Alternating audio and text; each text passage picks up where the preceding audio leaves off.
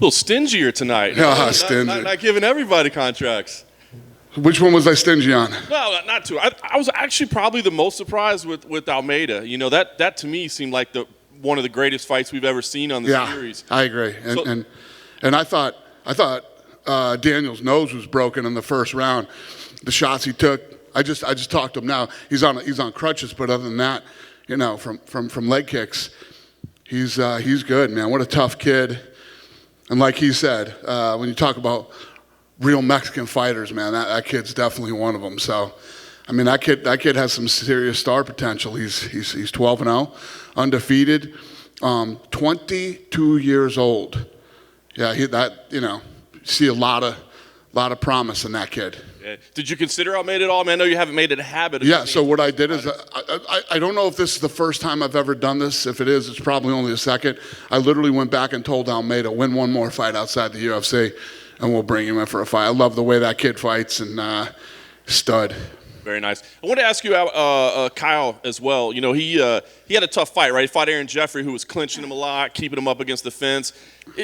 I just wonder how you evaluate a fighter like that, right? Because he showed flashes and he showed some decent things, but his opponent didn't play the game with him very much, right? So do you put any consideration into that? Yeah, you gotta figure that out and work through it and try to finish. And I liked his enthusiasm, you know. After the fight, he was acting like he just knocked out Israel Adesanya with a flying knee for the title. I didn't see that kind of a performance. So, nice kid. Keep working and maybe he'll be here. He's 9-1 now. Yeah, I don't know. We'll see. The fact that he was talking trash to Sean Strickland, did that help you? Did that factor into his decision at all? No. Listen, what do I always tell you guys, man? We're in the mean business. This is, that just shows me what a tough kid he is, that he's tough.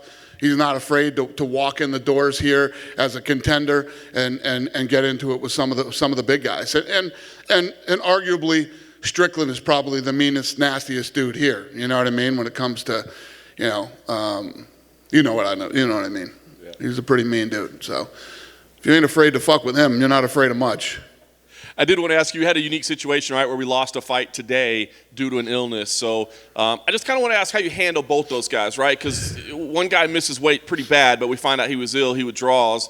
Another guy doesn't even get his chance. How do you handle each of those guys? Yeah, we got him here. We're going to see if we can get him, Things are falling out left and right these days. So we'll get him something, get it figured out. Both of them? Or just the one that didn't get to fight, which was Christopher?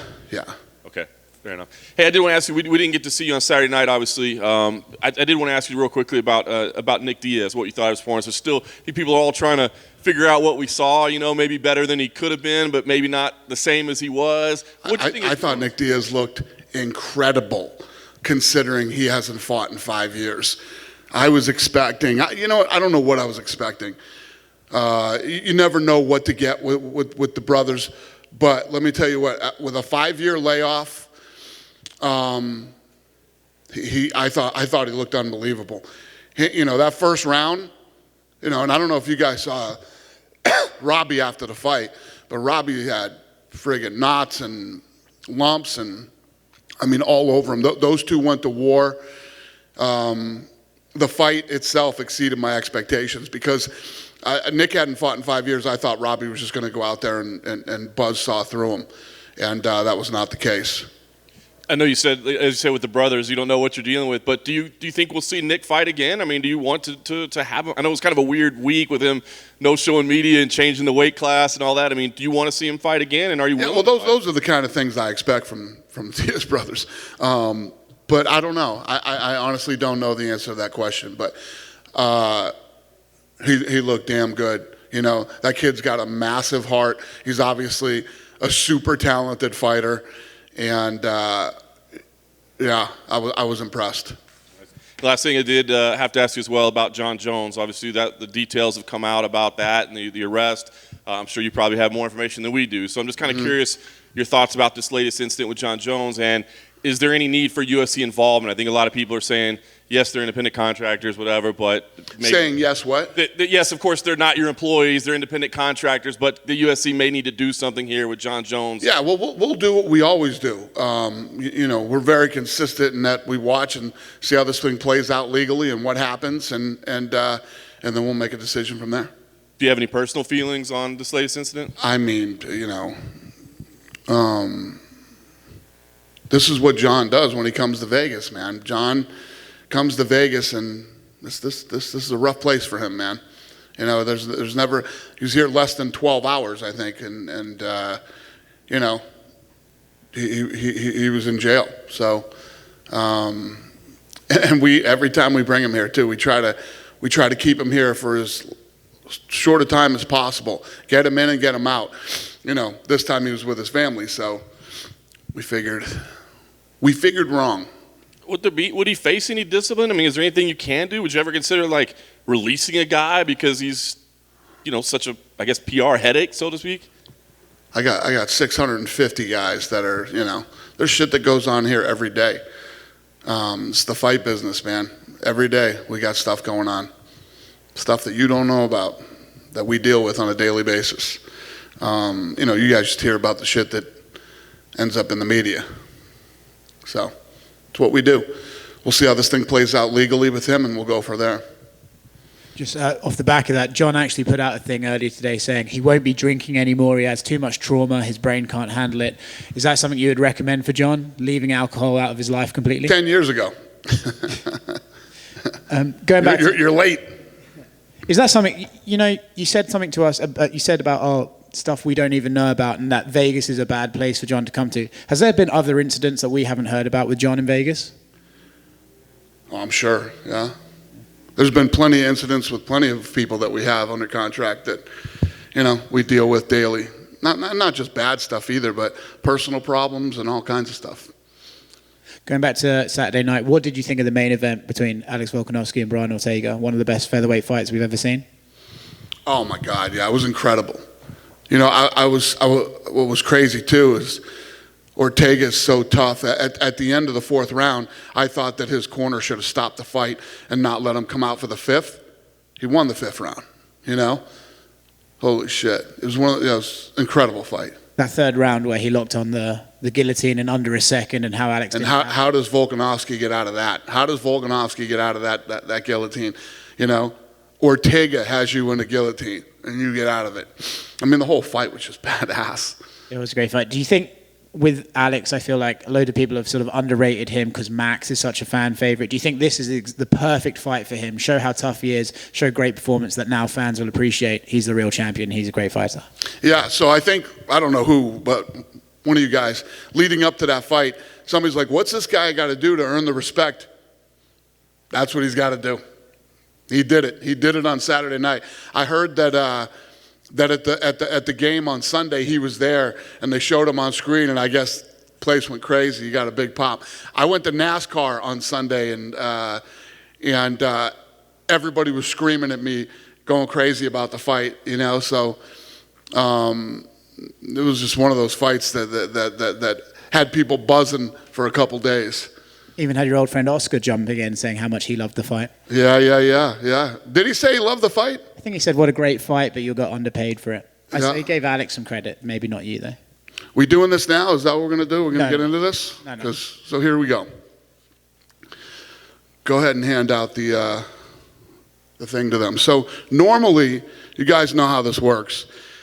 When people, people like to push the buttons and talk about fighter pay, and you don't ever see us coming out and talking about it or doing whatever, because I don't give a shit. When I got 20-something-year-old Jake Paul, a fucking YouTuber, talking about fighter pay, or these other guys on the internet, we know what the hell we're doing over here. And at the end of the day, my philosophy is always this: it's nobody's fucking business what these fighters are making. None of these guys are under some type of gag order in their contract. Any fighter on the roster can come out and tell you guys what they make. I've said this a million times. They can come out and tell you what they make. Ask them what they make. What'd you make tonight? They can tell you. They don't tell you. You know why they don't tell you? Because they don't want you to know. I wouldn't want you to know either. But at the end of the day, I've said this a million times, we run a real business, unlike boxing. Boxing doesn't run a real business. What these guys do is every event is a going out of business sale.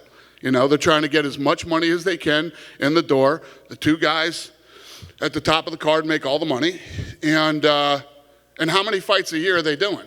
1, 3, 5? You know, I'm doing 52 to 53 events a year. So one of the other things we do and why we run a real business is we reinvest in the sport. Not just the business of the UFC, but we reinvest in the sport, and we built a global business over the last 20 years. We have infrastructure. We have 450 employees that we hire. You know, a couple of years ago it was 350. We're at 450 now. UFC headquarters, Performance Institute. I found a space in Mexico City.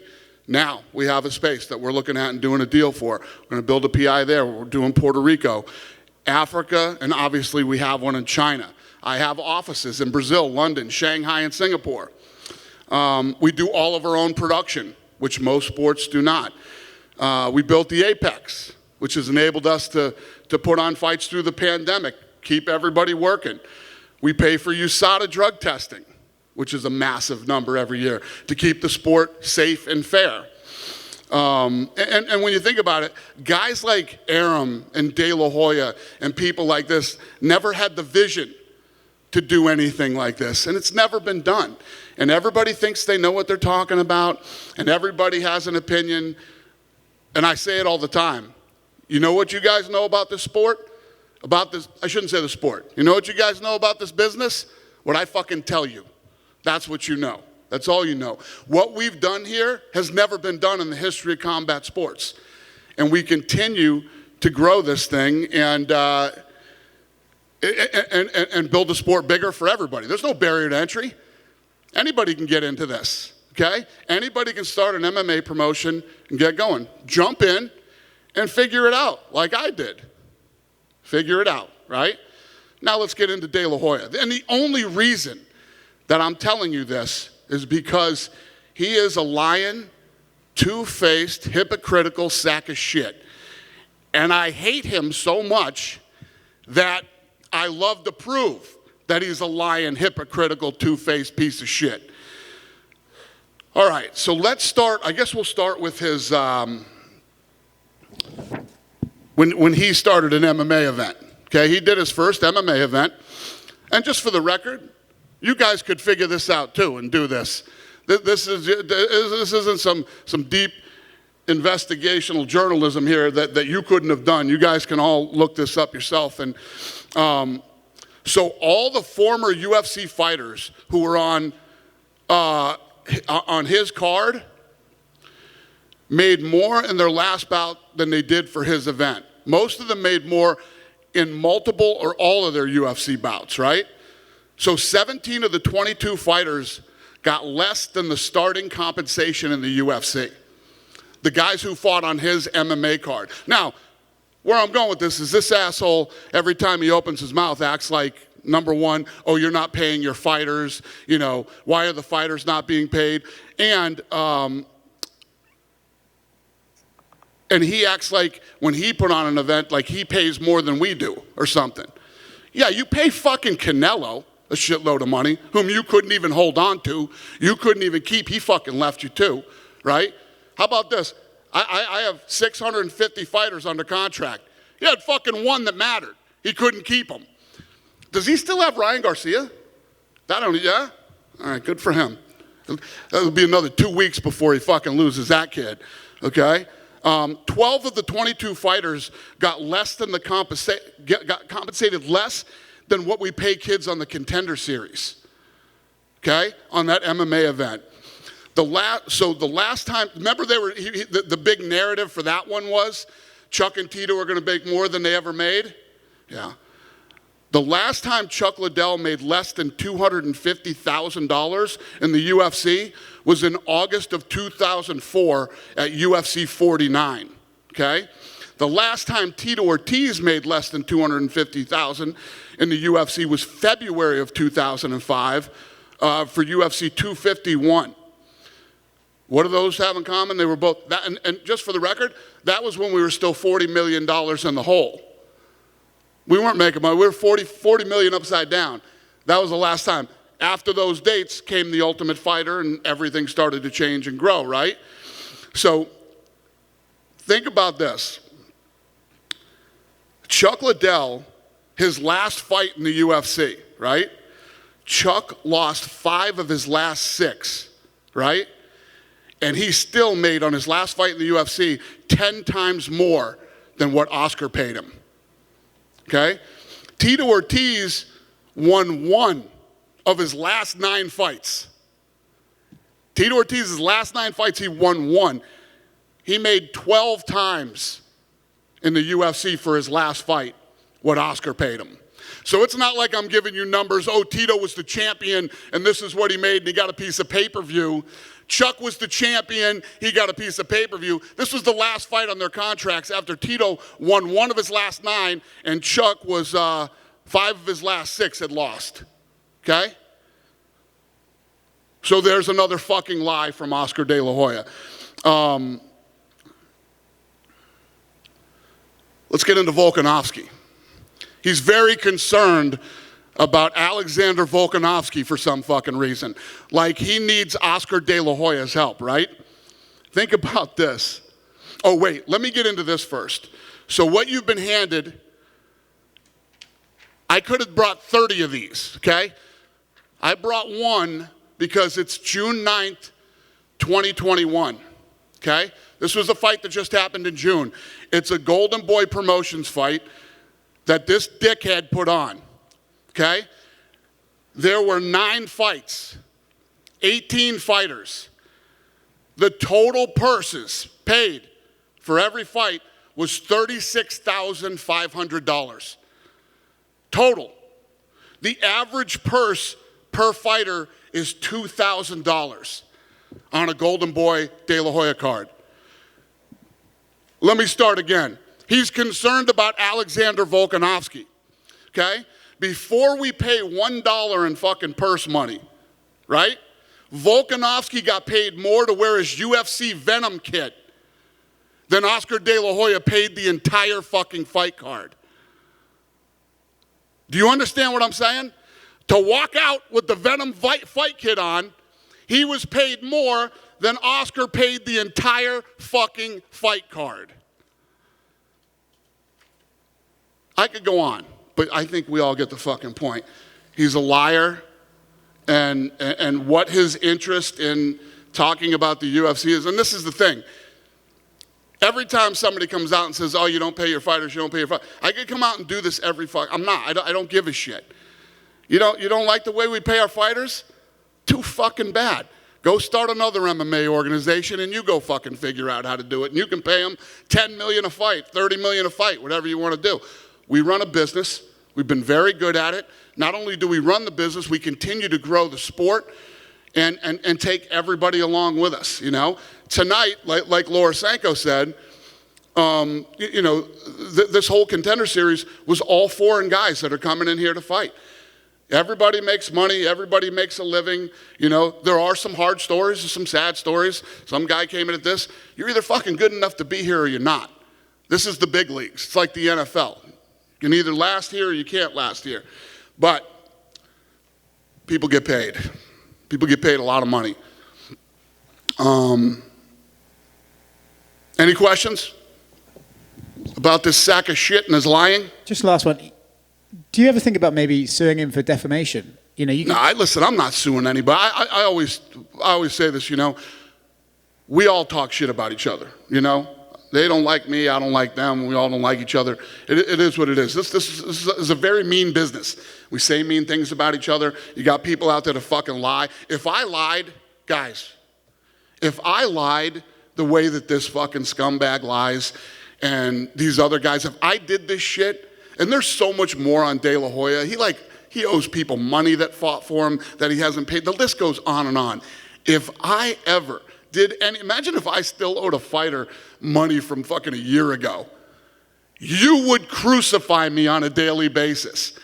This guy, nobody gives a shit. And the only reason, I just despise him so bad that every time he fucking lies, I point it out. And still, people don't give a shit, you know? If you take a look at a lot of choices this guy's made in his life. He gets away with a lot of shit.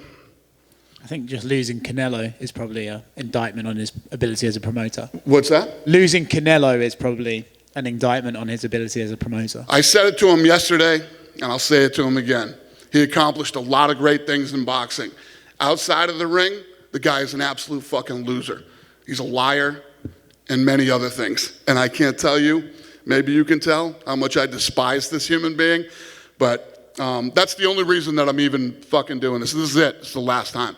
I'm not going out again. I mean, last time he did it, I was on Sports Center, and I laid out how he lied and facts, and then here we are again, you know? Yet this guy keeps opening his big fucking yap. He's amazing. Some of the things that this guy's done in his fucking personal life, if that was me, I'd be living on some fucking island somewhere and nobody would ever see me again. I'd disappear. Poof. What the fuck happened to him? We know what happened to him. He got the hell out of town before he bumps into somebody. So, Dana, just outside of Oscar, right, there has been a lot of talk on fighter pay lately, right? And the number that gets thrown out is 16 to 18% of revenue around there. I guess, can you talk about... Is that right? Is that accurate? None of your business. It's none of your business how much it is. That's it. I mean, that's what people are always asking about. What about this? What about that? Listen, if you don't like how we run our business, go start your own. There is no barrier to entry to get into this sport. Anybody can do it. Many have. A lot of smart guys, too. Cuban, Trump. The list goes on and on. A lot of guys that have gotten into this business. I hear there's new guys coming now. I wish them all the best. You know, anybody can get into this business. If you don't like how we're running ours, you go do it yourself. I guess the last thing I would ask on that, is that a discussion that you guys have in terms of like reviewing, like, hey, should we be allocating more of a percentage towards our fighters, or should we increase the... Fighter comp has gone through the roof over the last 5 years since the sale. And it's going to continue to go up. So, yeah. Dana, since this is probably going to be the last time we're going to talk about Oscar, something that people have always wondered is the genesis of where the beef started. Yeah. So what started it? Yeah. So we were cool at one point. I'd go to his fights. He'd put on fights, and I would literally use my social media to talk about the fights. Hey, you watching Oscar's fight tonight? So all the things that I had done for this guy, when he was having fights and shit, then we do Mayweather versus McGregor, and this guy goes on like a PR tour telling people not to watch the fight. It was a disgrace to boxing. But he would fight Conor McGregor, right? It's not a disgrace to the sport if you fight him. It was just, I was like, first of all, I'm involved in this fight. Why would you tell people not to watch somebody's fight? What do you even care, right? Like, what do you... I just laid out how he pays his fighters and what he does. But you're concerned about my fighter comp, right? The problem with Oscar De La Hoya is Golden Boy is fucking tanking, in my opinion. And, so I don't know what the fucking, the guy, I wish I could tell you, he's an asshole. I mean, other than that, I don't know. And he's a liar and a lot of other things. That's not just my opinion. This is the second time that I've laid out facts for you. He's talking about paying fighters. He did a card in June where the entire card, total purchase was $36,500. Crazy. Going back, and I'll leave Oscar at that, that's it. Yep. Going back to UFC 266, Jessica Andrade had a wonderful performance, but at the end in the post-fight, she's talking about strawweight makes sense for her, that makes the biggest chance for her to go for a title.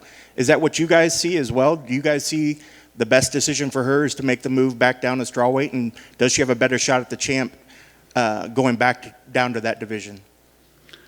I don't know. I don't know the answer to that question.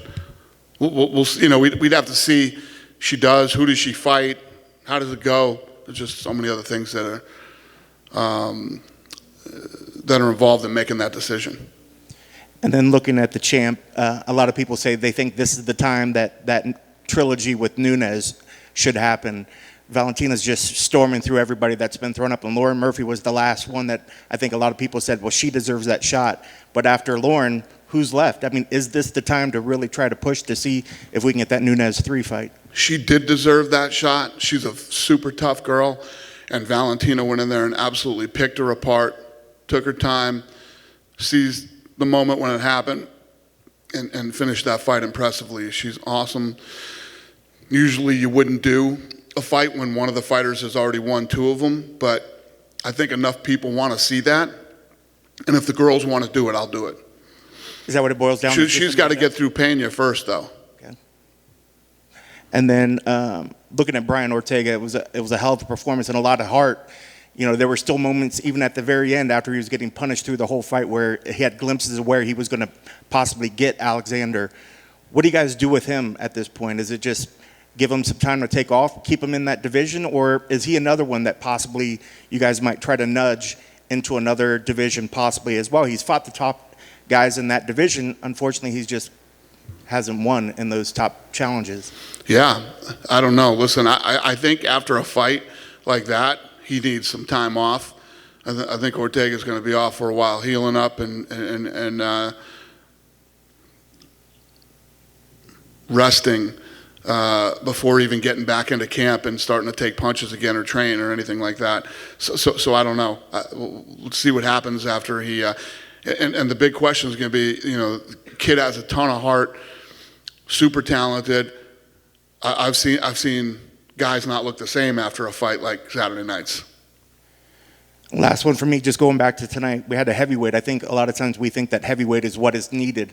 What's the difference of a guy that just goes out and gets to the decision for the heavyweights to actually push it to where they do get the contract? Yeah, so tonight's, I'll tell you exactly what I was thinking. When I looked at a guy like Santos, you know, he comes in at 230 pounds, which means he could probably fight at 205, you know what I mean? And I don't know, I just wasn't overly impressed in Rizvan's performance, you know? And I always say to you guys would be like, you know, what'd you think of that? Well, I said, we need heavyweights. You know, we need heavyweights anyway. But when me and the boys went in the back, I think we all agreed that, I don't know, just didn't feel it tonight.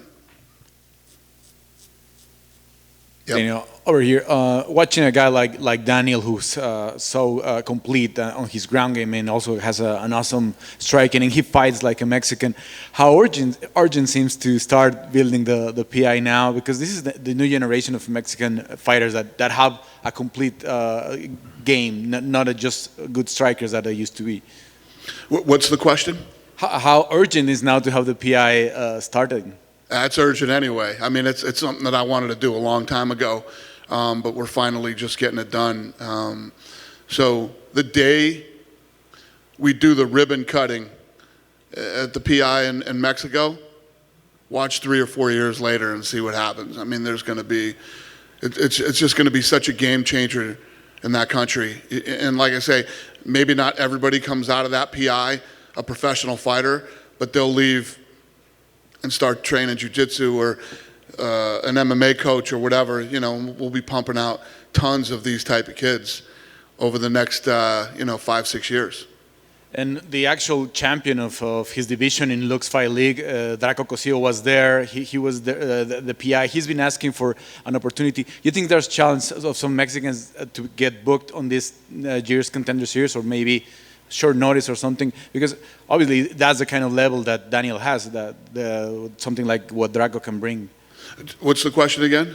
That if there are many chances for other Mexicans like Draco, the champion, in the division of Daniel, to have a chance, still have a chance this year.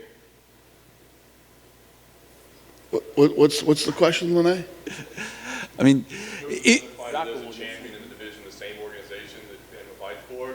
So it's like, if that guy's not even the champion, and look how good he looked, do you think the champion or some other? So if you got a champion from the organization that he came from. Yeah, he was there on the stands today. Well, listen, I mean, you could be the champion from another organization, but you might not fight like this. You know, there's just, plus who are you fighting, and there's just so many different different things that can happen in a fight between different people. Styles make fights, and who knows.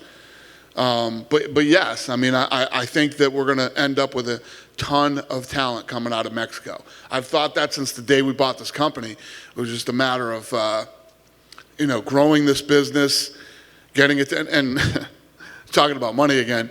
But now there's real money here. I mean, this is a decision where you can make, I won't use any names, but I had a family bring their kid to me a couple weeks ago. And this kid is a stud athlete in baseball, weightlifting, wrestling, and all these other things. And the kid had to make a decision which path to go down. And they came here because this is where the money is, you know.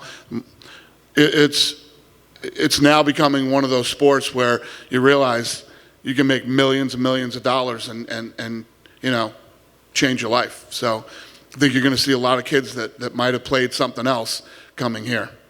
And Dustin mentioned on Thursday that he was close and he was hoping to get the contract done for the Poirier against Oliveira fight in December. Was there any advance? Did you get to sit with Dustin on the weekend? Getting something done with Dustin Poirier? Yeah, he mentioned on Thursday that he was hoping to get the contract done this weekend.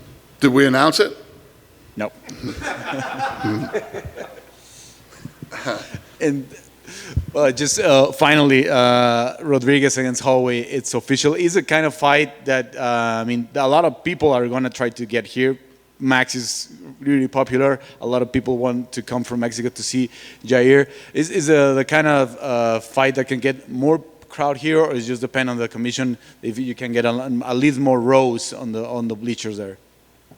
Oh, can we get more people in here? Yeah, yeah, we can. Yep. I don't know if we can accommodate everybody that wants to come, but we can fit more people in here, for sure. Is there a number from the commission, or is it just as much as? Yeah, I don't think so. There's no number. I mean, look at the fights we're doing. We just sold out T-Mobile. It's not like they're going to put a number on us in here.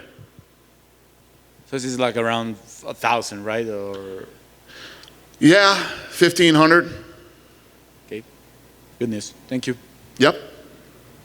Dana, thanks for taking the time and Hi. explaining the education also with the business. Let's just say Amanda gets past her next challenge. Shevchenko wants to move up. In a perfect world, would that be since she's cleaned out everything, would that be Amanda's retirement fight in Brazil, or you bring her to T-Mobile and it's like the send-off? What's the question, Lene? Yeah. Would Amanda and Valentina fought each other, would that be Amanda's retirement fight? Would you do it in Brazil or in Vegas? Yeah, that would be up to Amanda whether she would retire after that fight. And then, as far as timing goes, it's going to depend on what the world looks like when we do that fight. Is Brazil back open? Does it make sense for us to go there? What would the gate be? What would the gate be here? I mean, there's just so many different things that would determine that. It's like, I was just talking to somebody the other day about this, asking me my schedule about other things. You know how it was back in the day. I could give you the schedule, might not tell you who's going to fight, but I'd tell you where we were going to be, what city, what arena, all those kind of things. It's just not like that anymore, for now at least. And thank you. And staying at 35, what was the thought process to get that interim title? And with Merab's fantastic performance, was he in the conversation to go up against Peter at all? Because I know he said he doesn't want to fight AJ, but was Merab ever in the conversation for that interim belt? Yeah, no, when we made that fight, that fight hadn't happened yet. So that fight was already done before that fight happened. So, and yeah, we had to do the interim title. I mean, if you look at how that fight ended and Jan is ready to go. Sterling doesn't know when he's going to be ready, doesn't know when his leg is going to be healed, doesn't know when he's going to get the doctor's clearance. So interim title makes sense. Perfect. And lastly, to the Diaz brothers, Nate tweeted a fist in December. Are we seeing Nate back in December? I don't know what that means. It looks like, I guess that means he wants to fight in December.